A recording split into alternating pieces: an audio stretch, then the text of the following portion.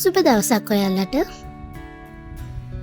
අද මම අරගෙන ආවේ එළවලු ಜಾති එකතු කරලා හදන්න පුළුවන් ගොඩක්ම රස ඒ වගේම වෙනස් කරියක්. මේක ඔයාලට ෆ්‍රයිඩ් රයිස්, නූඩල්ස් වගේ කෑම එක කන්න පුළුවන් රස මන්චූරියන් රෙසිපි එකක්. දැන් අපි හදන විදිය බලමු.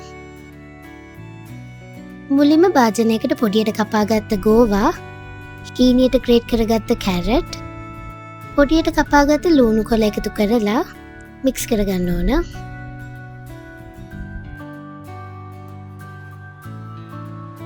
දැන් මේකට කෝන්ෆ්ලවර්, පාන් පිටි, ඒ වගේම ලුණු, මිරිස් කුඩු එකතු කරලා මික්ස් කරගන්න.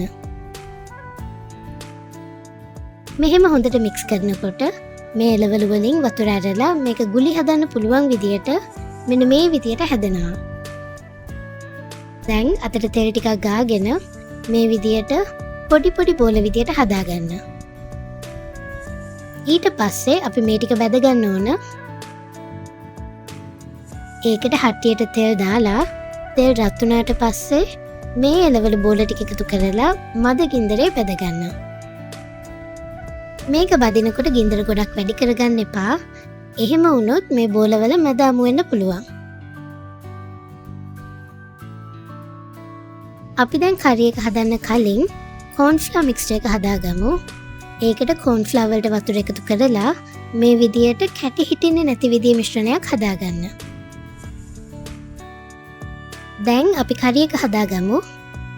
මුලින්ම හට්ටියට තෙල් දාලා තෙල් රත් වීගෙන ඉද්දී පොඩියට කපාගත්ත සුදු ලූණු, ඉඟුරු, අමු මිරිස් එකතු කරලා විනාඩියක් විතර ටෙම්පරාදු කරගන්න. ඊළඟට මේකට ලොකුවට කපාගත්ත ලූණු, මාළු මිරිස් එකතු කරලා වැඩි ගින්දරේ විනාඩියක් විතර ටෙම්පරාදු කරගන්න ඕන. දැන් ලිපේ ගින්දර අඩු කරලා සෝය සෝස්, තක්කාලි සෝස්, විනාගිරි එකතු කරලා මිශ්‍ර කරගන්න.